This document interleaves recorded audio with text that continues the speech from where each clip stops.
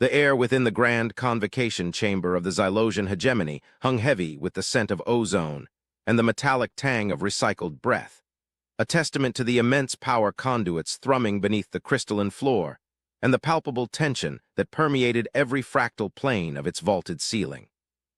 Orator Cathar, his carapaced form shimmering under the modulated light of the central projection sphere, shifted his weight, the multi-jointed segments of his limbs clicking with a faint, resonant sound that seemed to echo the rhythmic pulse of the hegemony's grand strategic engines.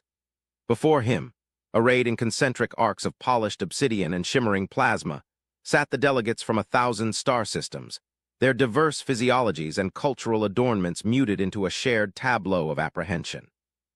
The primary projection, usually a serene depiction of the hegemony's glorious territorial expanse, now pulsed with a stark, unsettling red. It displayed not a star chart, but a single, isolated anomaly on the fringes of known space, a tiny, almost imperceptible cluster of signatures.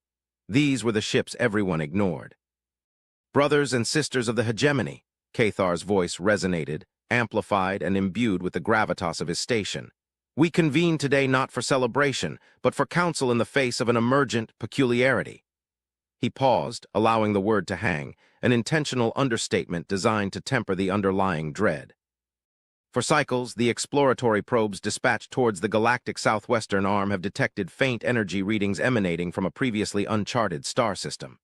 These readings, initially dismissed as residual stellar phenomena or minor, pre-FTL nascent civilizations, have, in recent rotations, intensified. Our long-range analysis suggests the presence of orbital constructs, manufacturing capabilities, and most concerningly, a nascent warp drive technology.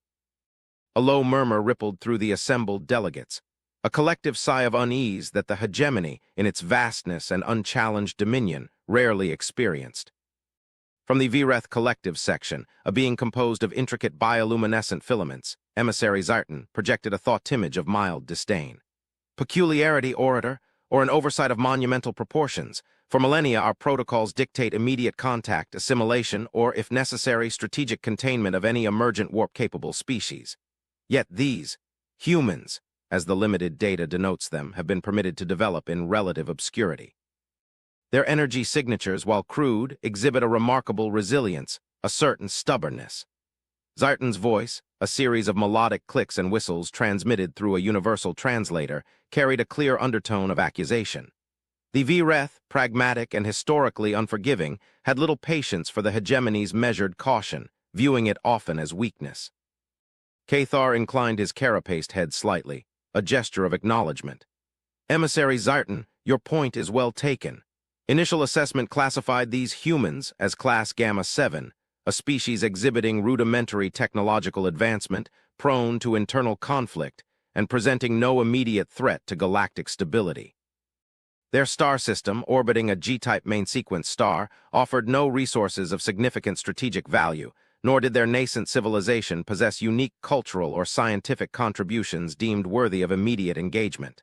They were overlooked, a strategic decision, albeit one made with the best available data at the time. The implication was clear. It was not my decision alone. A delegate from the Korlek Concordance, a massive, stone-like being whose every movement was slow and deliberate, spoke then, its voice a deep rumble that vibrated through the floor. Orator, the issue is not why they were overlooked, but what they represent now. Our latest reconnaissance drones deployed covertly have transmitted images.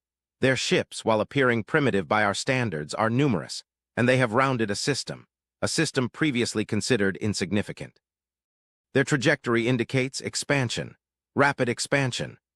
The Korlek, custodians of ancient knowledge and formidable strategists, rarely displayed alarm, yet the undertone in the delegate's voice was undeniably present.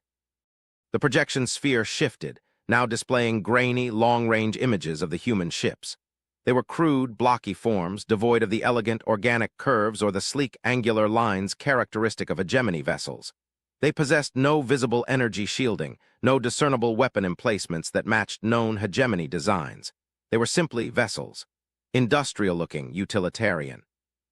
The design philosophy seemed to prioritize raw functionality over aesthetic appeal or advanced defensive capabilities. These are the vessels in question, Cathar stated, his voice now devoid of any pretense of calm. They are, by our metrics, slow. Their FTL drives are rudimentary, inefficient. Their sensor arrays are laughably unsophisticated. Yet they are there, in numbers that defy their projected technological tier. They have established outposts, colonized secondary worlds within their home system, and are now venturing beyond its immediate gravitational well. A wave of consternation swept through the chamber. The hegemony had always maintained a strict, hierarchical classification of species. To find a Gamma-7 species, one considered barely capable of sustainable orbital flight, manifesting such an ambitious, rapid expansion, was unprecedented. It violated fundamental tenets of galactic evolutionary progression. It was, in essence, an anomaly that threatened to unravel established assumptions. From the diplomatic guild's enclosure, Emissary Valkyr, a being of shimmering light and shifting ethereal form, projected an aura of deep concern. Orator, my concern lies not with their immediate threat capability, which, as you correctly assessed, is negligible. My concern lies with their motivations. Why such a rapid expansion with such inefficient tools? What drives a species to such lengths when their current technological baseline would suggest a more cautious, introspective development? Valkyr's query resonated with many. The hegemony's expansion had been a measured, deliberate process, driven by resource acquisition and strategic imperatives, not by some ill-defined, frantic urge. Precisely, Emissary Valkyr, Cathar replied, his internal processors whirring, sifting through millions of data points, seeking a precedent, a pattern, anything to contextualize this emerging threat. Our psychological profiles of the human species, based on intercepted communications and cultural fragments, suggest a volatile emotional spectrum. They exhibit remarkable resilience in adversity, but also a propensity for irrational decision-making, internal strife, and what appears to be a deeply ingrained drive for self-preservation that borders on the fanatical. Their history is replete with examples of devastating internal conflicts, yet they always emerge, rebuild, and push forward. Their population density on their homeworld, designated Terra, is staggering, a testament to their reproductive capacity and their sheer numbers. The projection sphere zoomed in on Terra, revealing a vibrant blue-green orb teeming with life. The atmospheric composition, the geological activity, the sheer biological diversity, all indicated a world capable of sustaining immense populations. The scale of their civilization, even in its early stages, was immense. The fact that such a species, with such a history, with such potential for volatility, had been allowed to fester, to develop unchecked on the hegemony's periphery, was a terrifying prospect. A delegate from the Xenology Institute, a multi-limbed creature adorned with intricate sensor arrays, spoke with academic detachment. Orator, we have analyzed their genetic structure. They are carbon-based, bipedal with a complex neural network. Their physiological structure is surprisingly robust, capable of withstanding significant environmental stressors. What is most perplexing is their rapid adaptive capacity. They colonize, they terraform, they adapt. Their capacity to modify their environment to suit their needs, even with limited technology, is noteworthy. Noteworthy, Professor? Zartan interjected, a sharp, almost derisive tone in his clicks. Or terrifying? A species that adapts to environments rather than being limited by them is a species that acknowledges no boundaries. A species with a history of conflict, driven by an unquantifiable expansionist urge, and capable of rapid adaptation, yet possessing technology so far beneath ours that it is almost comedic. This contradiction is what troubles the Vreth. It is not logical. It defies the established order of galactic evolution. Cathar raised a multi-jointed appendage, silencing the murmurs that had begun to intensify. Logic, Emissary Zartan, is precisely what we seek to establish. The hegemony has dispatched a diplomatic flotilla under the command of Admiral Xylos to initiate first contact. Their mission is clear. Assess their intentions, quantify their capabilities, and if possible, integrate them peacefully into the hegemony's sphere of influence. If not. His voice trailed off, the unspoken threat hanging heavy in the chamber. Our forces are on high alert. We will not allow a nascent, unpredictable species to destabilize the galactic quadrant. We will not allow them to round an armada. The phrase, round an armada, was a common one within hegemony strategic doctrine, referring to a species so audacious or technologically advanced that it could circumvent or outmaneuver a deployed hegemony fleet.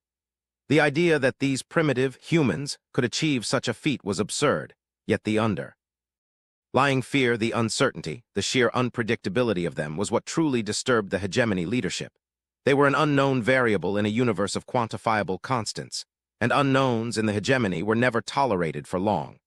The grand convocation adjourned, the delegates retreating to their respective quarters, the hum of fear and speculation accompanying them. The ships everyone ignored were no longer ignored. Their shadow, though faint, had begun to stretch across the hegemony's vast, unblinking eye. Weeks bled into cycles, the slow, ponderous journey of Admiral Xylos's diplomatic flotilla a tense, drawn-out affair. Within the primary command bridge of the hegemony's will, a vessel of formidable proportions, Admiral Xylos, a being of austere bearing and immense strategic intellect, stared at the unfolding data streams. His carapaced head, typically held high with unwavering confidence, was now angled in a posture of deep contemplation. The human ships, now clearly visible on long-range sensors, were indeed primitive. They lacked the graceful, efficient energy signatures of hegemony vessels, instead broadcasting a cacophony of electromagnetic noise, raw thermal output, and unfiltered comms traffic. It was akin to listening to a primordial swamp while expecting the intricate symphony of a fully developed ecosystem.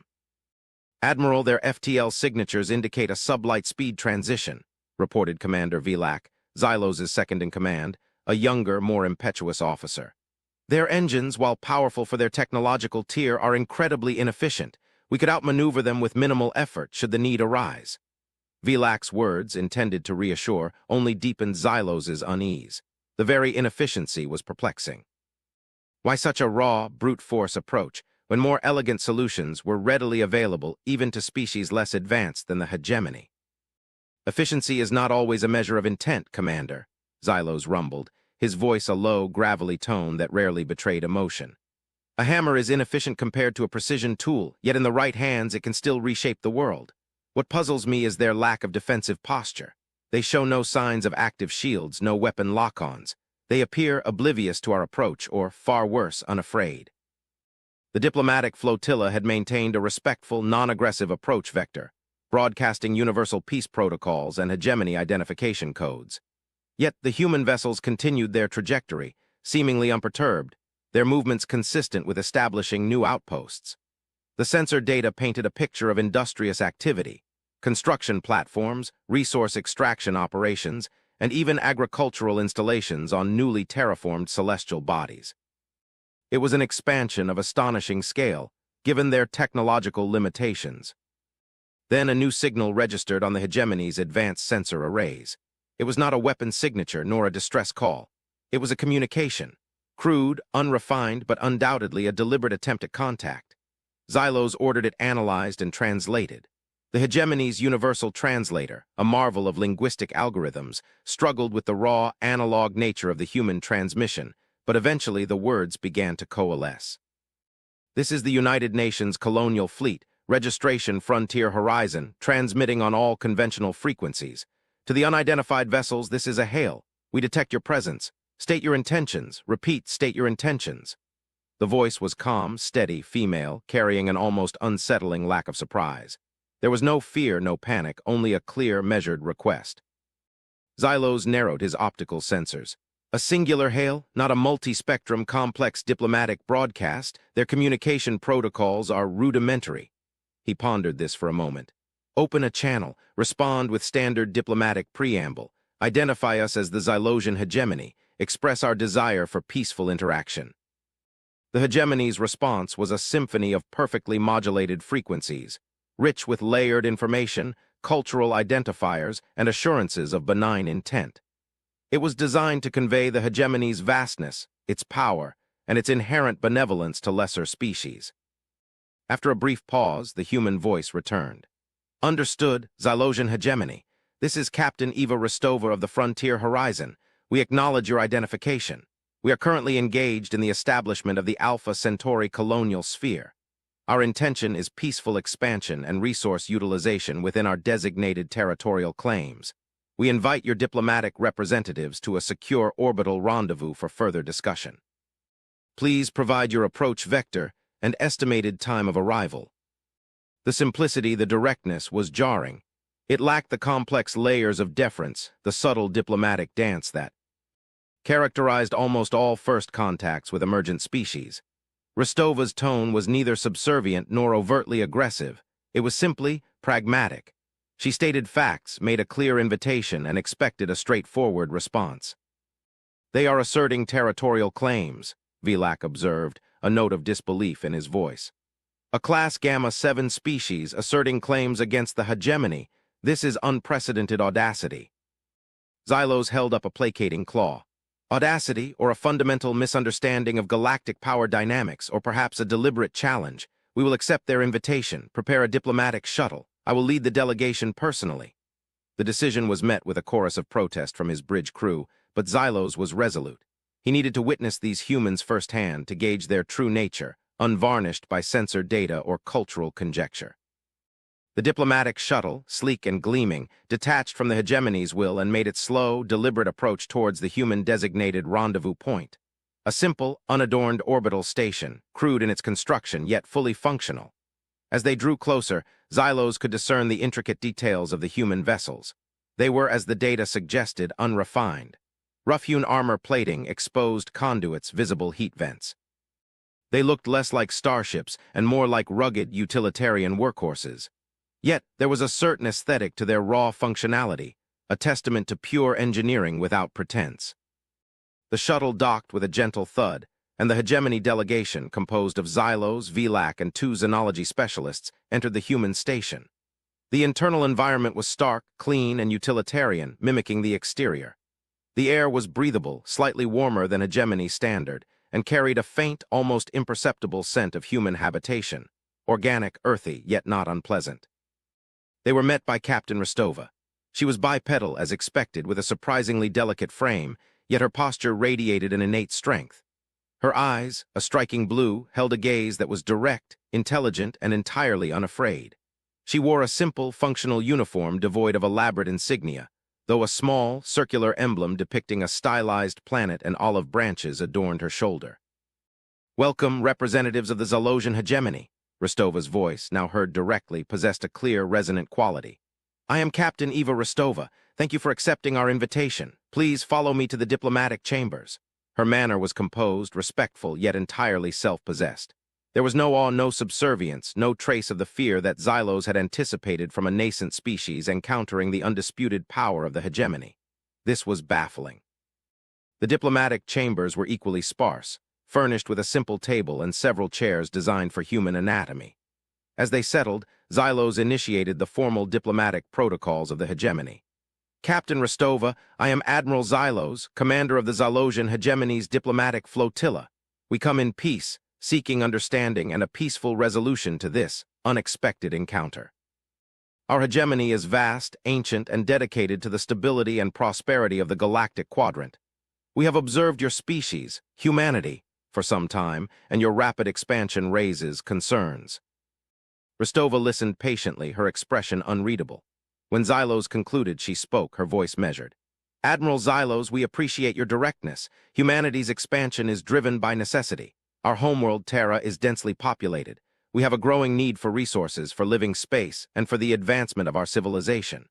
Our history is one of overcoming challenges, of adapting, and of reaching for the stars. We understand that our rapid development may seem unconventional to a species as ancient and established as the hegemony. We mean no disrespect, nor do we seek conflict. We simply seek to secure our future." "Secure your future," Vilak interjected, unable to contain his incredulity. "By encroaching upon the established territories of the hegemony, by expanding without consultation, without adherence to galactic protocols." Rostova turned her gaze to Vilak, her expression remaining calm. "Commander, we were unaware of any established territories in this region of space. Our probes indicated no prior claim, no active presence, no warning of a pre-existing galactic power. We expanded into what appeared to be unclaimed space, following our own navigational and ethical guidelines. Had we been informed of your presence, of your protocols, we would, of course, have initiated communication earlier. We act in good faith." Xylos found himself surprised by her explanation. It was logical from a certain perspective. The hegemony had indeed considered this sector of space largely insignificant, sparsely populated, and devoid of crucial resources. R says their mapping had been broad, not granular. The idea that a species could simply arise and claim it, operating under a different set of assumptions, was a novel concept. one that the hegemony in its vastness had failed to account for. Your ethical guidelines, Captain, Xylos pressed. What do they entail? Are they compatible with the hegemony's universal mandates of non-aggression, mutual respect, and ecological preservation? Rostova nodded. Our core ethics are enshrined in the United Nations Charter, Admiral. They include the pursuit of peace, respect for sentient life, self-determination, and the responsible stewardship of resources. We are a unified species operating under a global governance. Our expansion is not driven by conquest, but by the imperative of survival and progress for all humanity. We believe in the right to exist, to thrive, and to explore the cosmos. This was unexpected. The hegemony's internal psychological profiles had painted a picture of a species rife with internal conflict, prone to irrationality. Yet, Captain Rostova presented a unified, principled front. Could the data be flawed, or had humanity undergone some profound internal transformation? Your ships, Captain, Xylos continued, shifting the focus. They are unconventional, they appear to lack advanced defensive systems, yet you venture into deep space. This seems reckless. A faint, almost imperceptible smile touched Rostova's lips. Admiral, our ships are built for purpose. They are designed for durability, for long-duration missions, for efficiency and resource utilization, and for the safe transport of our colonists. They may not possess the aesthetic elegance or the overt weaponry of your vessels, but they are robust. We prioritize redundancy, modularity, and the ability to repair and maintain our vessels with available resources. We do not seek confrontation, and thus, our primary focus has been on exploration and sustainment, not on armament. Xylos felt a slow, dawning realization. The hegemony had judged the human ships by hegemony standards, sleek, powerful warships designed for dominance. But the human ships were not warships. They were colonial vessels, exploration craft, self-sufficient mobile habitats. They were ships designed to ignore the threat, not to engage it.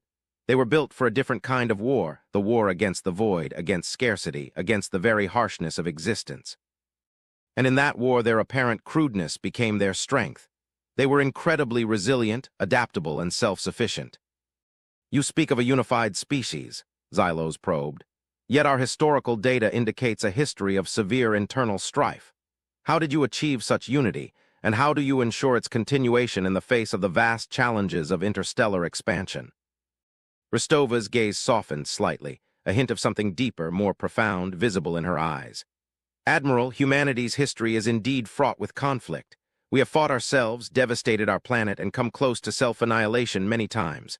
But through those crucible moments, we learned. We learned the unbearable cost of disunity, the fragility of existence, and the profound value of cooperation. The journey to the stars was not just a technological leap. It was a societal and philosophical transformation. We realized that the cosmos is vast, indifferent, and unforgiving. To survive, to thrive, we had to transcend our petty differences. We united under the banner of the United Nations, a global governing body dedicated to the common good. Our conflicts now are with the challenges of the universe itself, not with each other. A silent communication passed between Xylos and his xenology specialists. The data was indeed flawed. Humanity had not merely evolved technologically, it had undergone a profound metamorphosis of consciousness. They had achieved what few species ever truly accomplished, a unified, planet-spanning civilization dedicated to collective purpose. This was not a primitive, volatile species. This was a species forged in fire, tempered by adversity, and possessed of a singular, driving purpose. And your expansion? Vilak persisted, still struggling to reconcile this new understanding with the hegemony's established paradigms. You have established colonies on multiple worlds within what you designate as the Alpha Centauri colonial sphere in a remarkably short period. How do you accomplish this with such limited FTL technology? Rostova again offered that faint, knowing smile. Admiral, Commander, our FTL drives, while not as sophisticated as yours, are remarkably robust and adaptable. We prioritize redundancy and repairability, and our approach to colonization is comprehensive. We do not simply send survey ships. We send entire fleets of colonial vessels, self-contained ecosystems, each capable of terraforming, manufacturing, and supporting a burgeoning population. We commit entirely. Ankh. We set our sights on a world, we do not simply occupy it, we become it. We invest heavily in infrastructure, in sustainable practices, in long-term viability. Our ships may be slow, but they carry the entirety of our civilization within them. When we arrive, we stay, and we build. Xylos felt a chill that had nothing to do with the station's climate. He understood. The hegemony approached colonization like a strategic chess game, deploying specialized units to secure resources, establish outposts, and project power. Humanity approached it like a fundamental act of creation. Their ships weren't just transports. They were mobile nurseries of civilization, carrying everything necessary to transplant their entire society to a new world. And their sheer numbers, their resilience, their collective will, these were their true weapons. Their ships, which seemed so ignorable, were in fact an expression of an unyielding, relentless, and profoundly committed force. Admiral, Vilak whispered through the internal comms, a tremor in his voice. They are not just colonizing, they are ingraining themselves, they are becoming endemic to these systems. To dislodge them would require planetary devastation, and even then they might adapt. Xylos understood. The hegemony had underestimated them not in terms of firepower, but in terms of fundamental being. They were not an aggressive military threat. They were an unstoppable tide of self-replicating, self-sustaining civilization. Their expansion was not an act of war, it was an act of life. And how does one wage war against life itself? Captain Rostova, Xylos stated, his voice now devoid of any preconceived notions, filled instead with a new, grudging respect. Your explanation is illuminating. We will relay this information to the hegemony. In the interim, what are your immediate intentions? Do you plan to continue your expansion into what we consider the outer reaches of hegemony space? Rostova met his gaze, her expression firm. Admiral, our intention is to continue securing our future. We seek peaceful coexistence, trade, and cultural exchange. We are open to negotiation regarding territorial boundaries, resource sharing, and cooperative ventures. However, we will not abandon our settled worlds, nor will we cease our efforts to ensure the long-term survival and prosperity of humanity. We believe there is enough room in the galaxy for both the Xylosian hegemony and the United Nations colonial authority to thrive. We are not a threat to your stability, unless you choose to make us one.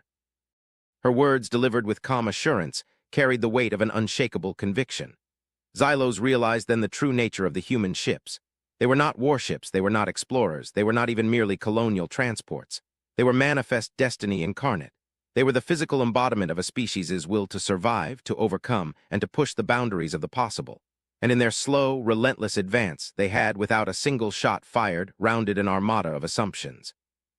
The return to the Grand Convocation Chamber was a vastly different affair than the departure. Admiral Xylos's report to the assembled delegates was met with a stunned silence, then a rising tide of disbelief, and finally, a profound sense of recalculation. Orator Cathar, his carapaced form rigid with internalized tension, listened intently, his multifaceted eyes fixed on the projection sphere, which now displayed not just the human ships, but detailed schematics of their internal construction, their terraforming capabilities, their population growth projections. To summarize, Orator, Xylos concluded, his voice resonating with an authority that transcended rank, the humans are not a military threat in the conventional sense. Their ships, as primitive as they appear, are designed for one purpose: survival and expansion. They are self-sufficient mobile habitats, manufacturing centers, and life support systems, all rolled into one. They carry everything necessary to establish a fully functional civilization on a new world, from atmospheric processors to genetic seed banks. Their FTL drives, while slow, are incredibly durable and redundant, allowing them to traverse vast distances over extended periods without external support. And their population is immense. Their drive for expansion is not aggressive conquest. It is a fundamental imperative born of their history and their species' inherent will to thrive. Emissary Zartan, whose initial disdain for the humans had been palpable, now projected an image of perplexed caution. Admiral, you suggest that these human vessels, which we dismissed as antiquated, are in fact a more profound challenge than any war fleet. This is a philosophical paradox. How does one contend with an enemy whose primary weapon is life itself? Precisely, Emissary, Xylos responded, his gaze sweeping across the chamber. Their ignorance of our protocols was not a defiance, but a genuine unawareness, combined with an unshakable belief in their right to carve out their own destiny. Their unity, forged in the fires of self-destruction, is absolute. They are not easily swayed by displays of power, nor are they intimidated by our technological superiority. They assess, they adapt, and they persist. Their ships, which we ignored, are not designed to fight an armada. They are designed to become an armada, slowly, inexorably, across the vastness of the cosmos. The Korlek delegate, its stone-like features impassive, rumbled. Then the question shifts, orator. Not how to contain them, but how to coexist with them. Or, failing that, how to dissuade them without resorting to genocidal measures that violate the hegemony's core tenets. Orator Cathar, his internal processors working furiously, understood the gravity of the situation. The hegemony had always prided itself on its strategic foresight, its ability to predict and manage galactic developments. Yet humanity had blindsided them, not through cunning or aggression, but through sheer, unassuming, relentless will. Their primitive ships, seemingly inconsequential, had rounded the hegemony's strategic thinking, its very perception of what constituted a threat.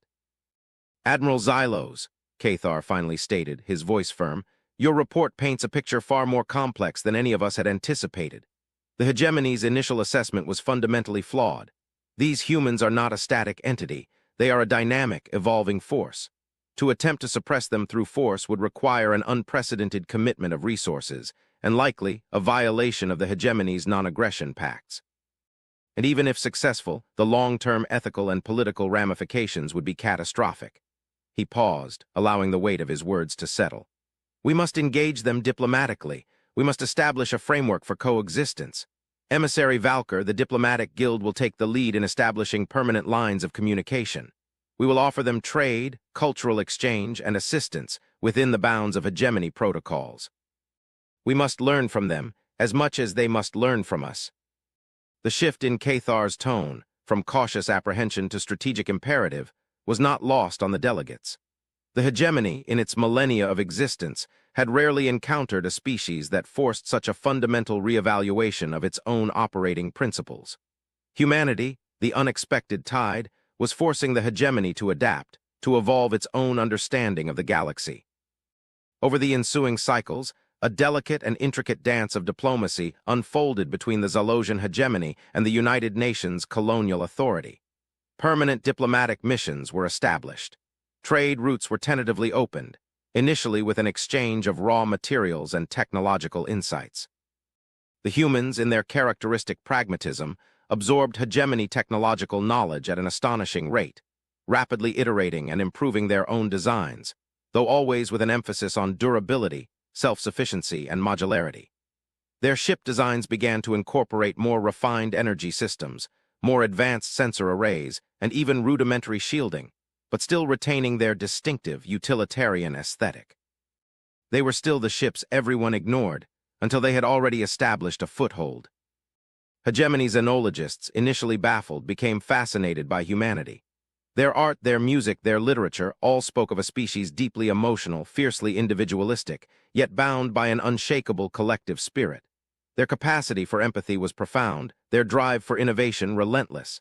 They were a paradox, a species prone to profound self-destruction, yet capable of astonishing acts of selflessness and unity. One significant diplomatic breakthrough occurred during a joint scientific expedition to a previously unstable rogue planet. The hegemony, employing advanced gravimetric stabilizers, sought to harness its immense energy potential. However, unforeseen seismic shifts threatened to destabilize the entire project, endangering hegemony scientists. The humans, observing from a distance with their crude but resilient ships, responded not with technological solutions but with human ingenuity. Captain Rostova, now serving as the UNCA's primary diplomatic liaison, coordinated a desperate, unconventional rescue. Human ships, modified for extreme atmospheric entry, plunged into the rogue planet's churning interior, not to stabilize it, but to extract the trapped hegemony personnel. Their methods were risky, bordering on reckless, relying on raw courage, adaptability, and the incredible durability of their vessels, which were battered and scarred by the hostile environment but ultimately held together. They lost no personnel. They rescued every hegemony scientist. The act, so seemingly simple, yet so profound in its execution, resonated deeply within the hegemony. It demonstrated not just a willingness to cooperate, but a fundamental difference in approach. Where the hegemony sought elegant, technological solutions to problems, humanity often sought direct, tenacious, and often surprisingly human solutions, relying on grit, resilience, and an unwavering commitment to life. Admiral Xylos, observing the rescue from orbit, felt a profound shift within his own strategic perspective. He realized that the hegemony, in its pursuit of elegant solutions and technological perfection, had perhaps lost touch with the raw, elemental force of will that had driven its own ascendancy in ages past. Humanity embodied that force. Years turned into decades. The initial apprehension surrounding humanity gradually transformed into a complex, but ultimately constructive, relationship. The UNCA, with its unique approach to colonization and its burgeoning population, became a significant, albeit unconventional, power on the galactic periphery. They established peaceful trade with numerous hegemony client species, their robust and versatile colonial fleets serving as vital arteries for commerce and cultural exchange. Their ships, once scorned, were now recognized for their reliability and their capacity for sustained operations in environments where more delicate hegemony vessels might falter. The hegemony, for its part, began to integrate human methods into certain aspects of its own operations, particularly in emergency response and remote colonization, where the human emphasis on redundancy and self-sufficiency proved invaluable. The initial fear that humanity would round an armada of hegemony warships had dissipated, replaced by the understanding that they had already rounded something far more profound, the hegemony's very perception of power and progress. They were not a military threat. They were a societal force, a burgeoning civilization whose unique approach to existence challenged and ultimately enriched the established order. Then the galaxy shuddered. It began subtly, as all great shifts often do. Faint energy fluctuations emanating from the very core of the galaxy, initially dismissed as esoteric stellar phenomena, began to intensify. Deep space probes designed to map the darkest voids between galaxies returned fragmented, terrifying data. Ancient, long-dormant sensor arrays, relics of a forgotten galactic civilization, flickered to life, broadcasting a single, chilling message across all known frequencies. The message was not in any known language. It was a mathematical construct, a universal constant encoded in modulated gravitons. The hegemony's finest xenolinguists and quantum mathematicians worked tirelessly, deciphering its intricate layers. What they uncovered sent a wave of cold dread through the entire hegemony, and indeed through every known civilization in the galaxy. The signal was a warning, a beacon from a long-extinct galactic precursor civilization spanning billions of years. It spoke of an extragalactic entity, a cosmic force of unfathomable power and destructive intent. An ancient devourer, a cosmic plague that moved through the voids between galaxies, consuming entire star systems, extinguishing life with an implacable, relentless hunger. It was not a conventional enemy. It was a force of nature, an inevitable entropy. And it was approaching the galactic plane. The grand convocation chamber was once again convened, but this time the tension was not merely political apprehension. It was existential terror. Orator Cathar, his form rigid with grim resolve, stood before the assembled delegates, including, for the first time, representatives from the United Nations Colonial Authority. Captain Rostova, now Ambassador Rostova, stood amongst them, her calm demeanor a stark contrast to the palpable fear of the other species.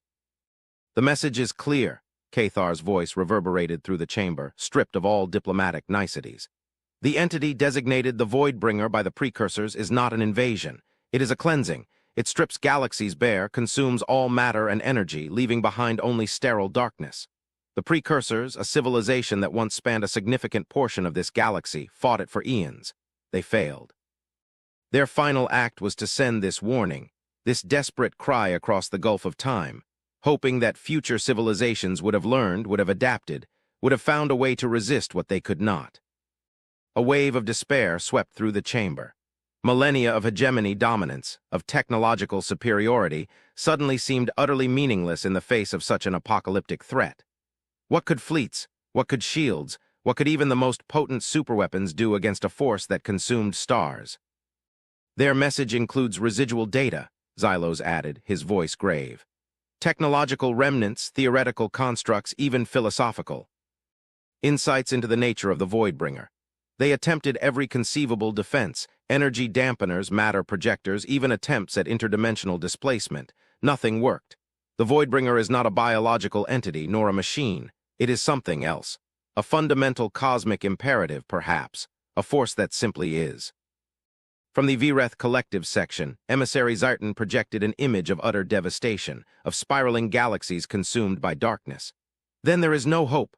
All of our struggles, our advancements, our very existence, ultimately futile. We are merely lambs led to slaughter." A low wail, a sound of profound grief, rose from some of the more empathic species.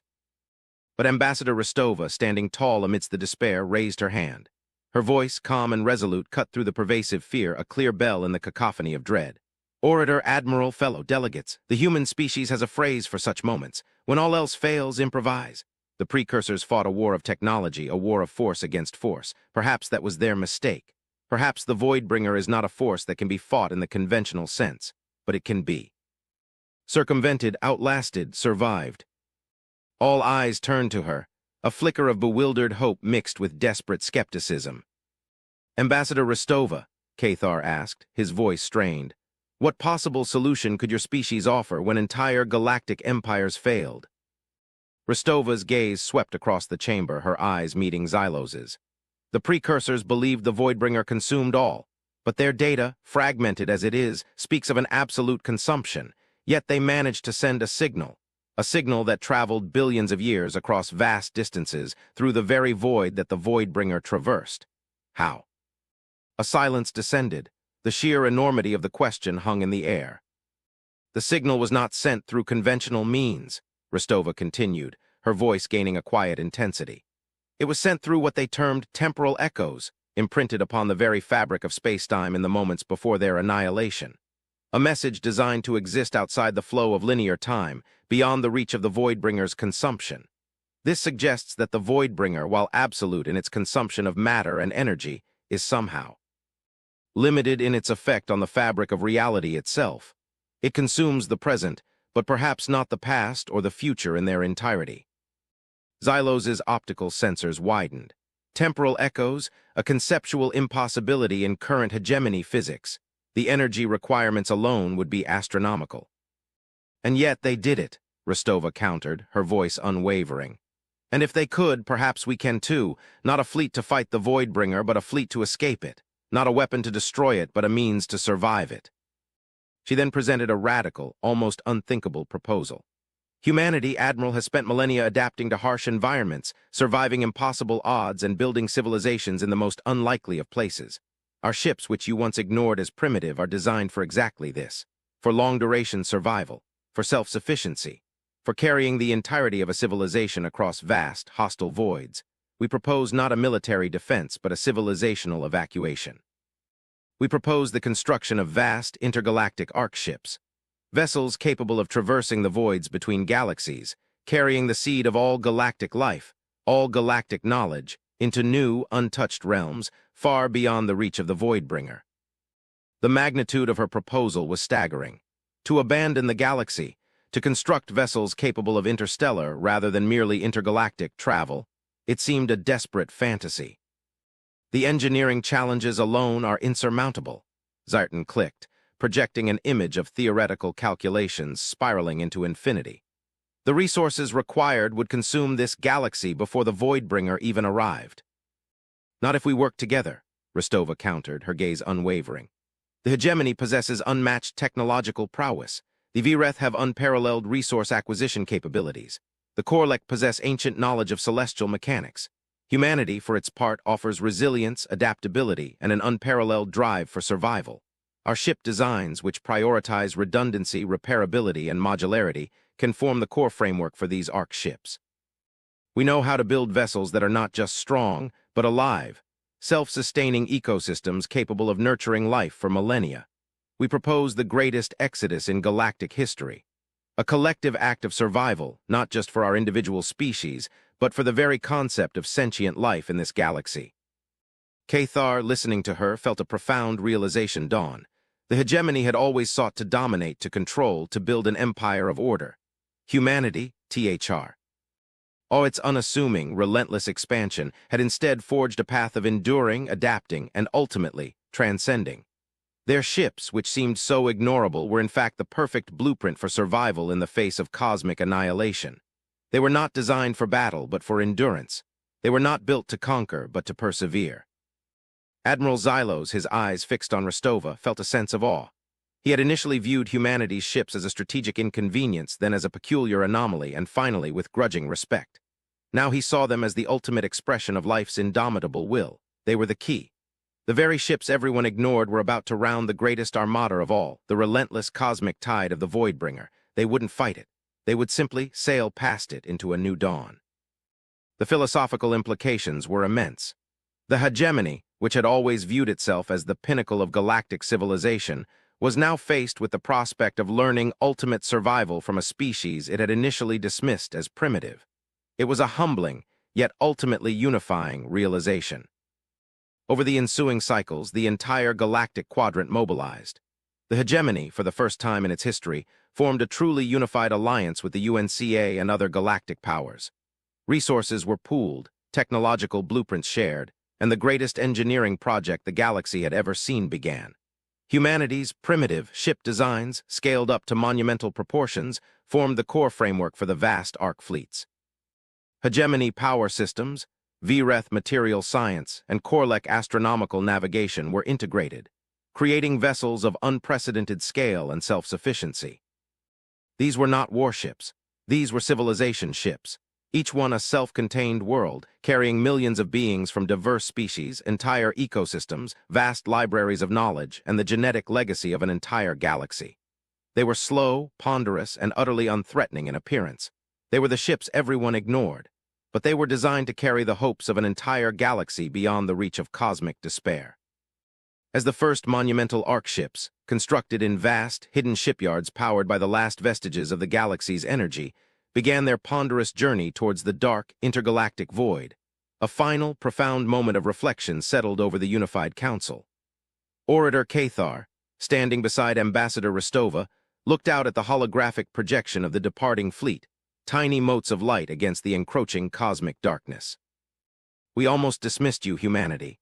Cathar's voice was low, laced with a solemn gratitude. "We judged you by our metrics of power, of technological elegance, of strategic dominance. We saw your ships and believed them inconsequential. Yet in the face of a threat that negates all those metrics, it is your very essence, your resilience, your adaptability, your tenacity, and your ability to carry life through the harshest of voids, that has become our salvation."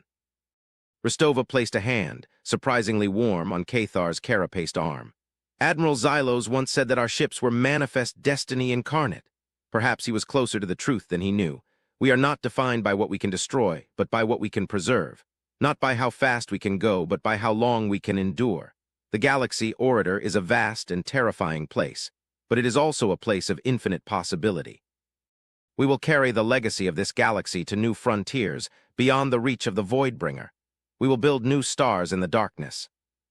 The immense, multi-species armada, slow and deliberate, began to round the very edge of the Milky Way, setting course for the unknown. They were not fleeing in fear, but embarking on the grandest expedition imaginable, a testament to collective will and the indomitable spirit of life. The ships everyone ignored were now the ships carrying the last hope of a dying galaxy, silently, persistently, towards a new dawn. Their story, the story of those who chose to survive rather than merely exist, had just begun. The Voidbringer would consume an empty galaxy, while the seeds of life, carried by the unassuming vessels of humanity and its allies, would bloom anew in the endless cosmic garden.